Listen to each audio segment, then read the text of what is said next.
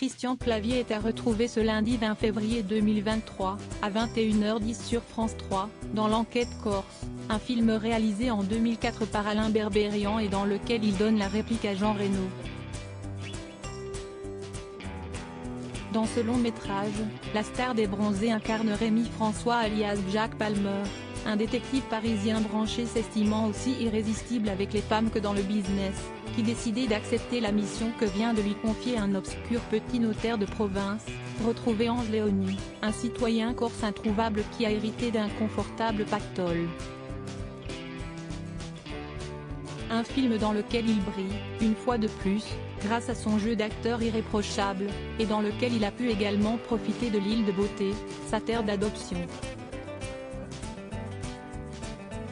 Mais il est, pour rappel, originaire de Neuilly-sur-Seine, l'une des célèbres banlieues chic de Paris. Une ville qui avait pour maire Nicolas Sarkozy, dans les années 90.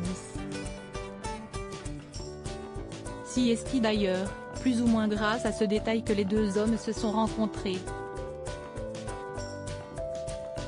En effet, l'acteur avait cherché à joindre la mairie afin de retrouver son père, un chirurgien orle de profession qui avait brutalement disparu et qui habitait cette commune. Ce dernier avait alors succombé à une crise cardiaque, dans sa voiture.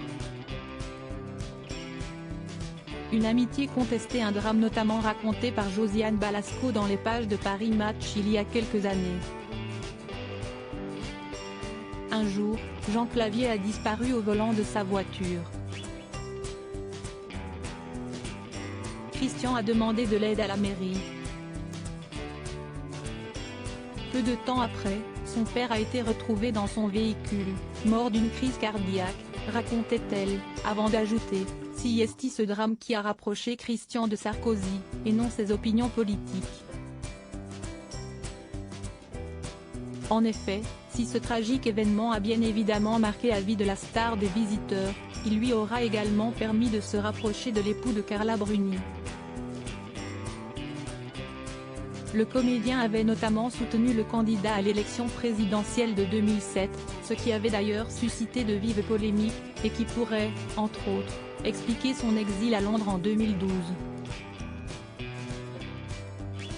Un déménagement qu'il avait entrepris avec sa compagne, la maquilleuse de cinéma Isabelle de Araújo avec qui il partage sa vie depuis 2004. En 2018, on apprenait par le biais de nos confrères de Nord Éclair qu'il avait posé ses valises à Bruxelles, en Belgique.